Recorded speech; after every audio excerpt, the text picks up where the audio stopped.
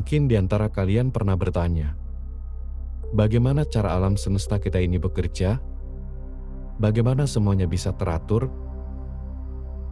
Ada triliunan planet dan bintang tapi tidak saling bertabrakan. Semuanya bergerak secara teratur dalam rotasinya. Lalu, kekuatan besar apa yang mampu mendesainnya? Terutama pada skala makro, di mana terjadi perputaran secara konstan dan teratur pada planet, asteroid, hingga bintang yang mengelilingi pusat galaksi.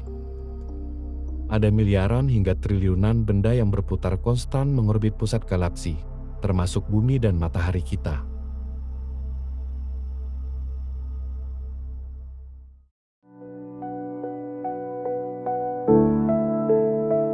Pada abad ke-17, Isaac Newton memperkenalkan hukum gravitasi universal. Ia menjelaskan bahwa benda bermassa memiliki daya gravitasi yang memungkinkan adanya gaya tarik-menarik. Sehingga planet-planet yang mengorbit matahari tertarik oleh gaya gravitasi yang dimiliki matahari. Hal itu menyebabkan planet-planet tersebut berputar mengorbit matahari yang massanya jauh lebih besar. In which energy is third equal to mass multiplied with the square of the velocity of light, showed that very small amount of mass may be converted into a very large amount of energy, and vice versa. The mass and energy were in fact equivalent, according to the formula mentioned above. This was demonstrated by Cockcroft and Walton in 1932 experimentally. Masuk di abad ke-19, Albert Einstein kemudian merevisi teori gravitasi dari Isaac Newton dengan menyatakan bahwa gravitasi bukanlah gaya tarik-menarik, melainkan efek kelengkungan ruang waktu akibat massa dan energi. Objek alam semesta seperti bumi, matahari, dan planet-planet lainnya memiliki massa dan energi yang mampu melengkungkan ruang waktu. Secara lebih sederhana, planet-planet yang mengorbit matahari tidak terjadi karena gaya tarik-menarik, melainkan massa dan energi dari mataharilah yang menciptakan lengkungan ruang yang membuat planet-planet tersebut berputar secara konstan mengelilingi matahari.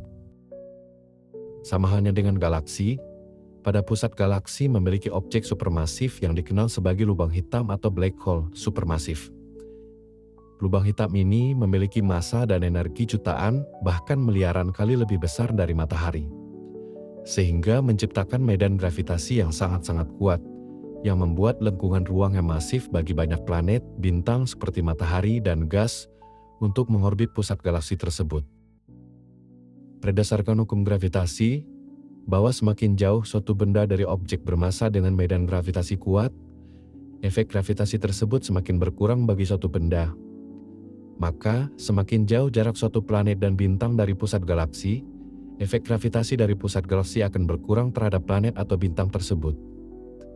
Dengan kata lain, benda yang berputar mengorbit pusat galaksi dari jauh atau yang berada di pinggiran ujung galaksi seharusnya bergerak lebih lambat daripada benda yang mengorbitnya dari dekat. Namun, pengamatan yang dilakukan oleh seorang astronom, yakni Vera Rubin pada tahun 1970-an, menunjukkan bahwa bintang-bintang di bagian luar atau pinggiran ujung galaksi berputar dengan kecepatan hampir sama dengan planet dan bintang di pusat galaksi.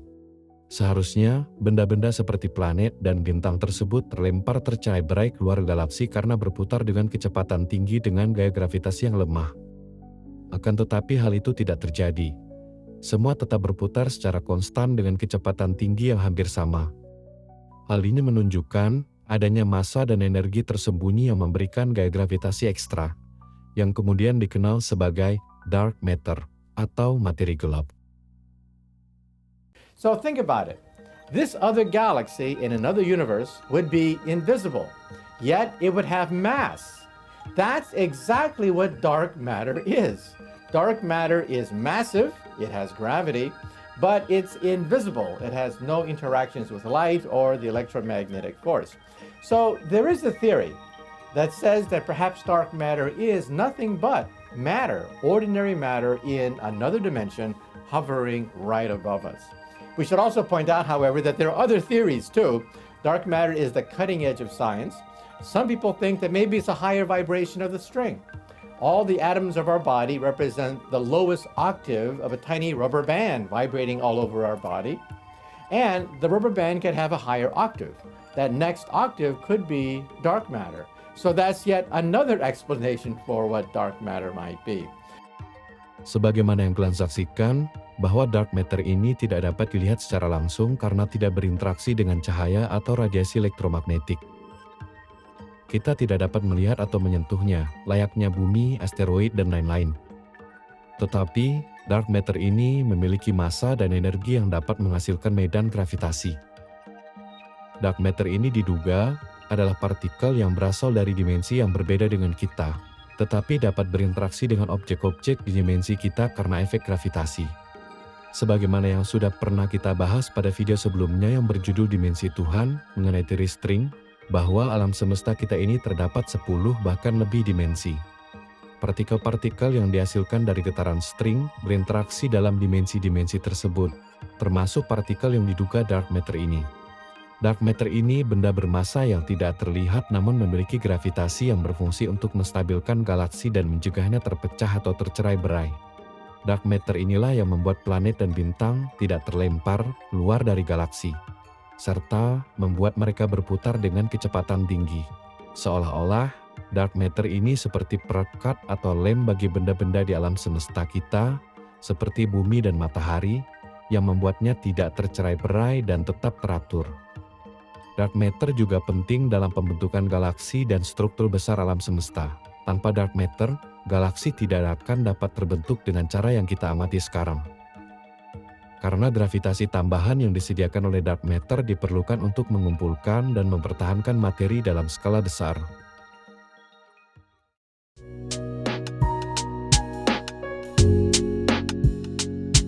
Di bawah pegunungan Alpen Italia, ada detektor dark matter yang disebut Dama Libra. Mereka telah mengumpulkan data selama 20 tahun, dan setiap tahun mereka mendapatkan hasil yang sama. Tingkat deteksi terus meningkat hingga mencapai puncaknya pada bulan Juni, dan kemudian menurun drastis pada bulan November. Ini bisa menjadi bukti langsung yang pertama mengenai adanya dark matter. Tapi mengapa dark matter menciptakan sinyal tahunan secara periodik? Ini adalah galaksi kita. Para astronom menduga kalau planet kita ini dikelilingi dan diresapi oleh dark matter, partikel tak kasat mata yang bergerak ke segala arah. Dark matter tidak berinteraksi dengan cara apapun kecuali melalui gravitasi. Dark matter ini seharusnya 5 kali lebih banyak dari materi biasa yang terlihat. Tata surya kita bergerak mengelilingi galaksi dengan kecepatan 220 km per detik. Itu berarti kita juga bergerak melalui dark matter dengan kecepatan yang sama. Kecuali kecepatan orbit bumi terhadap matahari yang hanya 30 km per detik. Jadi, selama setengah tahun, kita bergerak bersama matahari melalui dark matter ini. Pada tahun berikutnya, kita akan bergerak ke arah yang berlawanan dan bergerak lebih lambat melewati dark matter. Dan kita akan mendapati dark matter lebih banyak yang dibuktikan dengan pergerakan kita yang cepat dengan puncaknya pada bulan Juni. Dan mendapati sedikit dark matter pada bulan November dengan bukti pergerakan kita yang melambat. Sinyal yang bergerak yang diamati pada Dama Libra mungkin disebabkan oleh dark matter atau materi gelap tersebut. Para ilmuwan juga mencoba menguji sinyal itu di bagian selatan bumi, tepatnya di Australia, yang memiliki musim berbeda dari Eropa. Namun, pergerakan kita melalui dark matter tetap sama. Jadi kita melihat sinyal yang sama juga. Dan ini merupakan bukti yang kuat mengenai keberadaan dark matter. Sebagaimana sudah dijelaskan di awal, astronom Vera Rubin mengamati pergerakan bintang di galaksi Andromeda, dan menemukan kalau perputaran benda-benda pada galaksi itu memiliki kecepatan yang sama dan konstan. So let's say you have a star, and this represents the mass of everything in the center of the galaxy that's pulling the star in. The star can maintain a stable orbit if its centripetal force is equal to the gravitational attraction to all the mass in the rest of the galaxy. And so you can see that at about a distance of 1 meter, this is the speed of the orbit. Okay, but what happens if we add some dark matter? So this water bottle represents the matter we can't see. Now there's more mass pulling this star into the middle, which means at the same orbit, it can now go much faster, and in fact it must go faster to maintain that orbit. And this explains the observation. This is what we see. Dengan melihat kecepatan rotasi bintang tersebut, para ilmuwan memperkirakan bahwa sekitar 85% massa dari galaksi adalah dark matter atau materi gelap. Sebagian besar dark matter ini diduga terdiri dari partikel yang belum terdeteksi, yang disebut WIMPs, atau Weakly Interacting Massive Particles, yang kemudian disebut sebagai partikel supersimetris. Partikel supersimetris adalah konsep yang muncul dari teori supersimetri, yang pertama kali diajukan oleh fisikawan supersimetri pada tahun 1970-an, terutama oleh Julius West dan Bruno Zumino. Teori ini berusaha untuk menghubungkan dua jenis partikel yang berbeda dalam fisika, yakni fermion, partikel materi seperti elektron dan quark, dan boson, partikel pembawa gaya seperti foton dan gluon. Menurut teori ini, setiap partikel yang sudah dikenal harus memiliki superpartner, yaitu partikel yang memiliki sifat yang berlawanan dalam beberapa hal, namun terhubung melalui supersimetri. The way the neutrino was predicted was from looking at these particle decays and finding that the energy budget was not adding up. And so the idea was maybe there's an invisible particle that's carrying away some additional energy. Was this Enrico Fermi? Yes. Partikel neutrino adalah salah satu kandidat utama partikel supersimetris yang diduga sebagai dark matter. Seperti yang dijelaskan oleh Profesor Brian Greene, bahwa partikel ini tidak terlihat namun memiliki energi.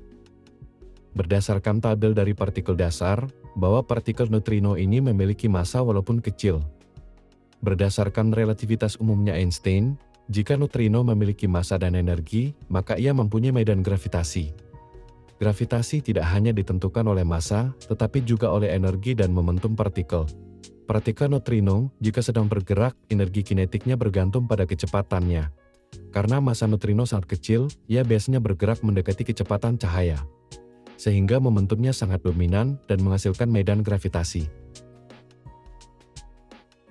Karena sifatnya yang tidak berinteraksi secara kuat dengan materi biasa dan hanya berinteraksi melalui gravitasi dan gaya lemah, neutrino dianggap sebagai kandidat ideal untuk dark matter. Partikel ini akan sangat sulit dideteksi karena tidak berinteraksi dengan cahaya dan tidak memancarkan radiasi elektromagnetik, yang membuatnya menjadi tidak terlihat, sehingga sangat sulit untuk diamati secara langsung.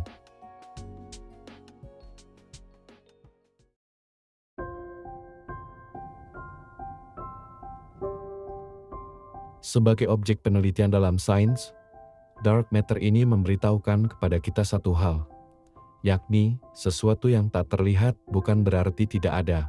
Bahkan, menggunakan alat khusus pun sulit untuk mendapati keberadaan langsung dari dark matter ini. Akan tetapi, pengaruh gravitasinya terhadap alam semesta kita sangat besar, hingga mengisi sekitar 27% energi dari alam semesta dan 85% massa dari galaksi kita. Karena struktur alam semesta kita yang seperti ini yang memungkinkan adanya kehidupan, sehingga aku, kamu, dan kita semua dapat hidup dengan layak dan aman di tengah lautan benda luar angkasa yang tak terhitung jumlahnya. Iya, dark matter ini menjaga dan melindungi kita dari dimensi yang berbeda. Ia tak terlihat, tak terdeteksi, namun selalu hadir dalam setiap langkah kehidupan kita.